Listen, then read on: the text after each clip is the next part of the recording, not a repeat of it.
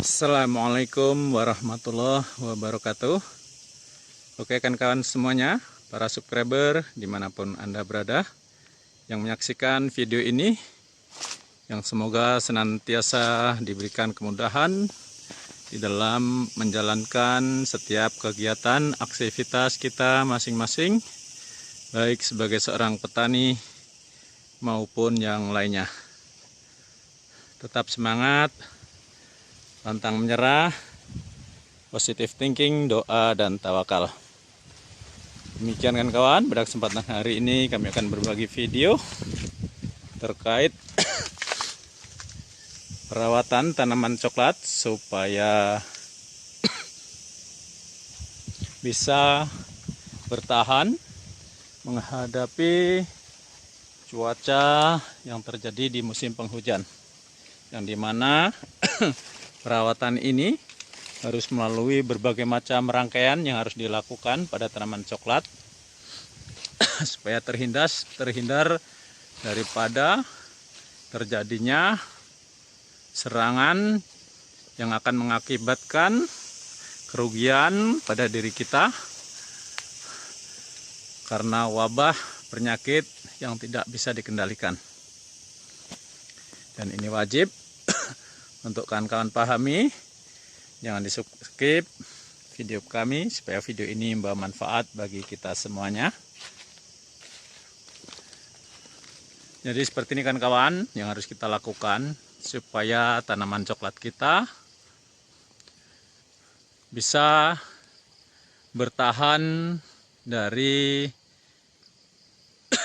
gejala yang terjadi di musim penghujan, yaitu reaksi terjadinya penurunan kadar pH dalam tanah, yang dimana terjadinya penurunan kadar pH dalam tanah itu dipicu terjadinya musim penghujan yang sangat tinggi, terjadi siang maupun malam, terlebih yang paling berbahaya apabila terjadi di siang hari dibarengi dengan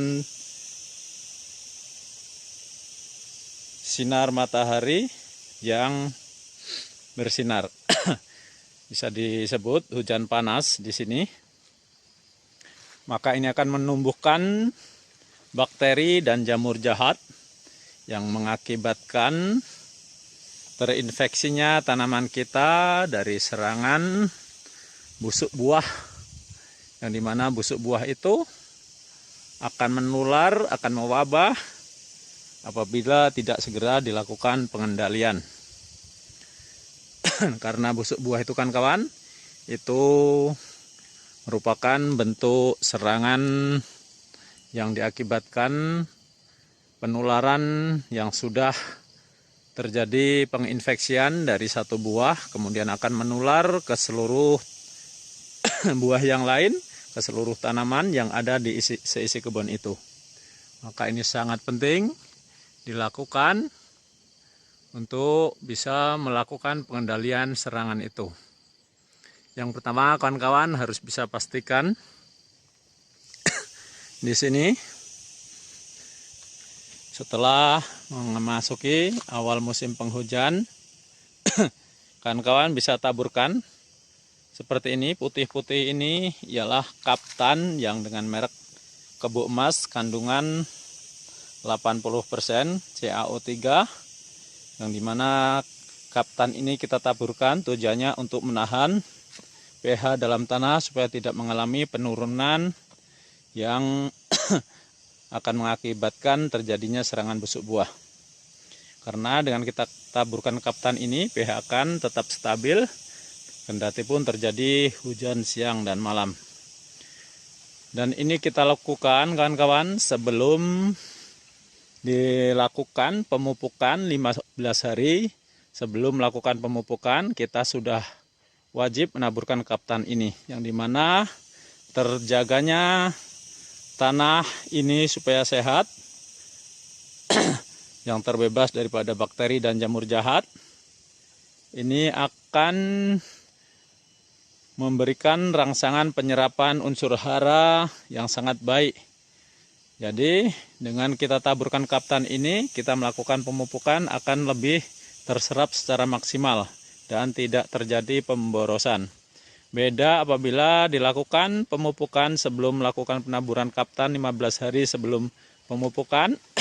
Justru pupuk itu apabila memasuki musim penghujan yang tinggi ini akan memicu dingin yang berlebihan. Karena apa? Karena pupuk unsur N-nya itu ialah sifatnya sangat dingin.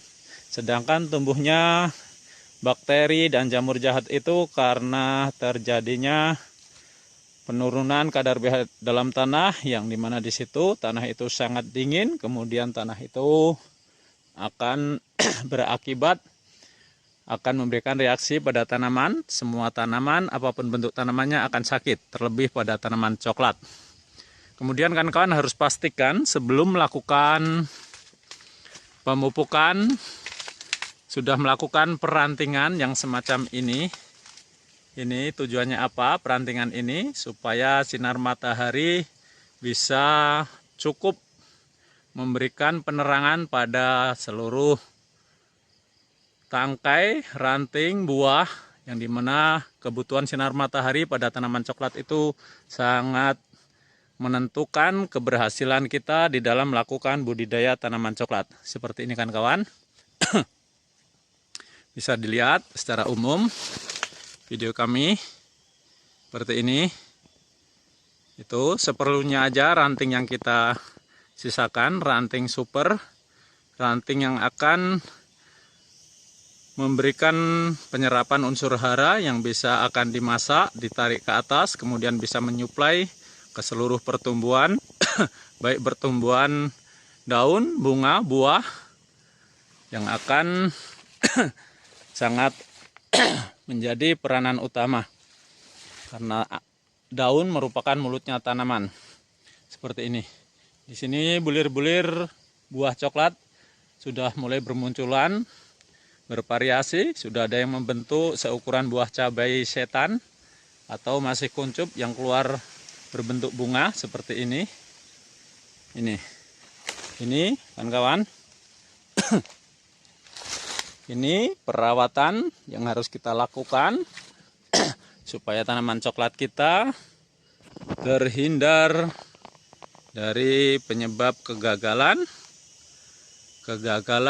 yang terjadi pada musim penghujan dengan memberikan reaksi tanaman kita sakit, kemudian terinfeksinya busuk karena tumbuhnya bakteri dan jamur jahat yang berakibat fatal pada tanaman coklat kita. Apapun tanaman itu kawan-kawan. Seperti ini kawan-kawan, bisa dilihat ini video kami. Ini kita bersihkan terlebih dahulu tanah di sekeliling pohon coklat kita, kurang lebihnya 1 meter persegi. Seperti ini contohnya. Ini jarak antar tanaman 4 meter kan kawan. Di sini. Atau 3 meter karena ini kebun baru kita beli. Jadi di sini masih kita manfaatkan tanaman coklat yang ada ini. Seperti ini, kita bersihkan sampah sekelilingnya. Kemudian kita taburkan kapur secukupnya dengan merek Kebumas dari pabrikan, dari perusahaan PT Petrokimia Gresik, perusahaan yang menjadi yang membuat produk pupuk atau unsur hara atau kaptan bermerek Kebumas dengan kandungan CaO3 80%. Ini kan kawan. Ini harus ditaburkan 15 hari sebelum melakukan pemupukan supaya pemupukan kita tidak boros, bisa terserap secara maksimal dan tanaman kita terbebas daripada busuk buah yang disebabkan oleh jamur patogen. Kemudian sampah-sampah ini kan kawan bisa lihat di sini sampah ini. Kawan-kawan bisa menjadikan sampah ini sebagai unsur hara alami yang akan menyuplai sebagai kebutuhan unsur hara yang akan menjadi tanaman kita lebih bertahan daripada kekurangan unsur hara. Karena tanaman apabila bertambah umur bertambah ukuran size pohonnya, akan bertambah pula penyerapan unsur haranya. Sedangkan tanah kita tentunya sudah semakin bertambah waktu, miskin unsur hara apabila kita tidak pandai memanfaatkan sampah yang ada di sekeliling kita. Seperti ini caranya kan kawan. Ini bisa kan kawan di musim penghujan, di musim gerimis, kan kawan persiapkan M4 1 liter, tambahkan tetes tebu atau gula 1 kilo, kemudian diamkan selama 1 malam sampai dengan 1 minggu, kemudian bisa diambil kurang lebihnya setengah gelas untuk disemprotkan 16 liter per tangki di seluruh sampah-sampah ini. Disemprotkan di musim gerimis, musim penghujan, supaya sampah ini bisa melapuk dengan cepat dan akan memberikan antibodi terhadap serangan bakteri jahat pada tanaman kita. Kembalikan kawan-kawan bisa persiapkan M4 1 liter, tambahkan gula 1 kilo, campurkan air kurang lebihnya 5 liter. Kemudian kawan-kawan bisa aduk, diamkan selama 1 malam sampai dengan 1 minggu, lebih lama lebih baik. Kemudian bisa kawan semprotkan ke area sampah yang sudah ditumpuk ini. Tujuannya apa? Tujuannya biar sampah-sampah ini melapuk dan akan menjadi unsur hara yang baik buat tanaman kita secara alami. Seperti ini caranya. Ini kan kawan, kumpulkan seperti ini. Ini semprotkan di musim penghujan, di musim gerimis. Jangan sampai terkena terik matahari, karena akan mubazir, karena bakteri yang ada di M4 itu akan mati apabila terkena terik matahari. Maka yang wajib dilakukan penyemprotan dilakukan di waktu gerimis. Seperti ini kan kawan. Ini di sini ada buah-buah yang sudah membentuk seperti ini. Kan kawan bisa melakukan pengendalian penyemprotan serangan helophytis supaya tanaman coklat kita tidak mengalami yang namanya brekele atau membantat atau keras.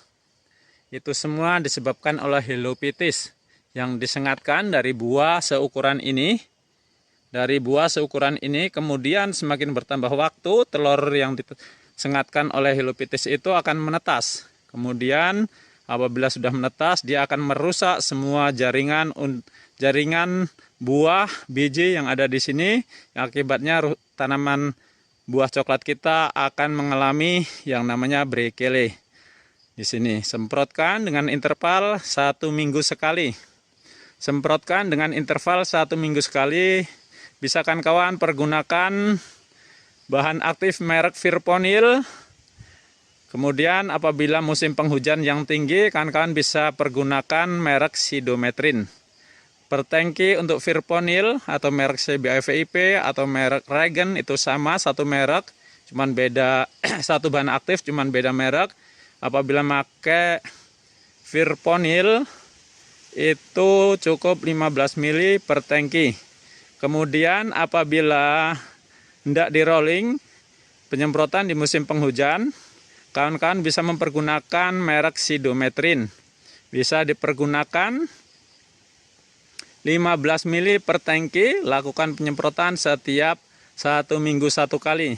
Karena mengapa? Apabila kita melakukan penyemprotan dari seukuran buah ini masih bisa bahan aktif atau pestisida masih bisa menembus ke dalam buah ini yang kemudian akan membunuh baik telur maupun larva yang sudah menetas di dalam buah coklat ini. Karena lapisan lilin masih mudah ditembus oleh pestisida. Beda dengan buah coklat yang sudah seukuran buah batu, seukuran maafkan kan, karena di sini buah coklat secara umum sudah habis. Nanti kita carikan contohnya. Beda apabila buah coklat sudah membentuk seukuran gelas kan kawan. Apabila buah coklat sudah membentuk seukuran gelas, maka penyemprotan bisa dipastikan gagal. Karena lapisan lilin sudah tidak bisa menembus ke dalam buah coklat. Dan apabila kita lakukan penyemprotan di buah yang sudah membesar, itu sudah terlanjur menetas, telur helophytis sudah terlanjur merusak semua jaringan yang ada di buah coklat itu. Jadi percuma, mubazir. Maka waktu yang tepat melakukan penyemprotan, coklat kita dimulai bunga-bunga membentuk seukuran ini. Ini di awal musim dimulai bunga-bunga membentuk seukuran ini kan kawan. Ini. Ini lakukan penyemprotan dengan rutin interval 1 minggu 1 kali. Bisa dengan Virponil maupun Sipermetrin atau Sidametrin. Kemudian bisa kan kawan tambahkan apabila ada serangan busuk buah mulai ada, bisa ditambahkan Amistar Top 15 ml. Kemudian seminggu yang akan datang akan nyemprot, bisa diganti dengan Nordok. Tapi khusus untuk Nordok kan kawan, jangan campurkan pestisida apapun ataupun fungisida apapun, karena mubazir dan tidak akan memberikan hasil yang baik, karena Nordok tidak bisa dicampur dengan bahan aktif yang lain, apapun bentuk bahan aktifnya. Kemudian kawan-kawan, apabila ada gejala busuk buah yang sudah menginfeksi, jangan sayang segera ambil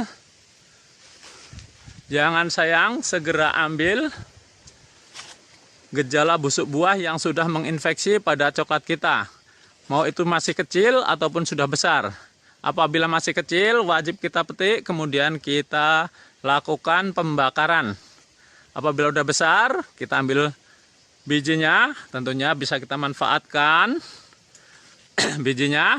Kemudian kulitnya juga harus wajib dibakar. Karena apabila tidak dilakukan pembakaran, akan mewabah, karena spora daripada jamur yang sudah menginfeksi pada tanaman coklat itu akan mudah menular ke seluruh buah yang ada di tanaman coklat kita.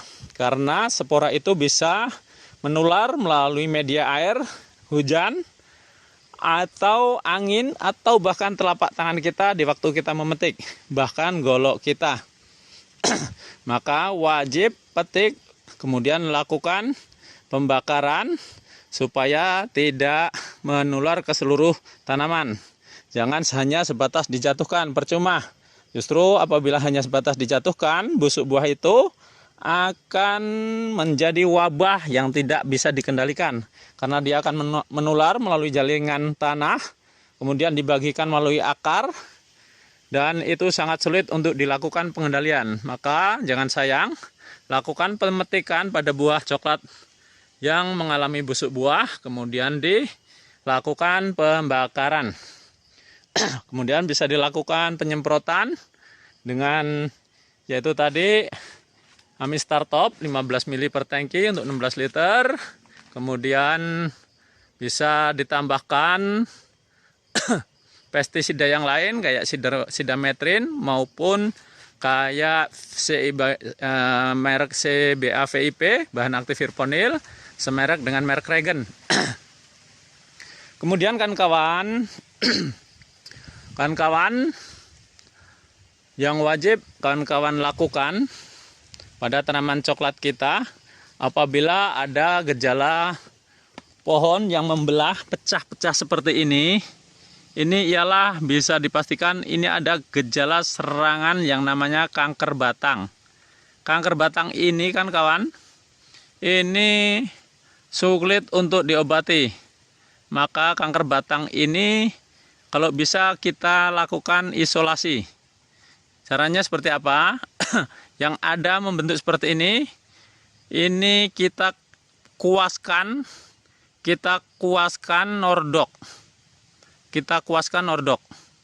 Ini nordok itu kita kuaskan di sini. Langsung pada sasaran ini. Cukup yang kena ini sekeliling supaya tidak menular. Ini kita kuaskan nordok. Ini. Jadi itulah kawan-kawan yang dapat kami bagikan. Semoga bermanfaat. Salam sukses selalu buat kita semuanya. Jangan lupa partisipasinya pada channel kami untuk bisa subscribe, like, share, and comment, dan nyalakan tombol notifikasi supaya mendapatkan notifikasi dari setiap video yang kami upload. Kami ucapkan banyak terima kasih atas partisipasi kawan. Semoga diberikan kemudahan dan dilapangkan rezekinya, diampuni dosa-dosanya, dipanjangkan umurnya, dan memiliki waktu yang maslahat baik bagi kehidupan dunia maupun akhirat kita. Buat keluarga kita, anak istri kita, agama kita, dan negara kita. Demikianlah, selamat berjumpa di kesempatan yang akan datang. Salam sukses selalu buat kita semuanya. Assalamualaikum warahmatullahi wabarakatuh.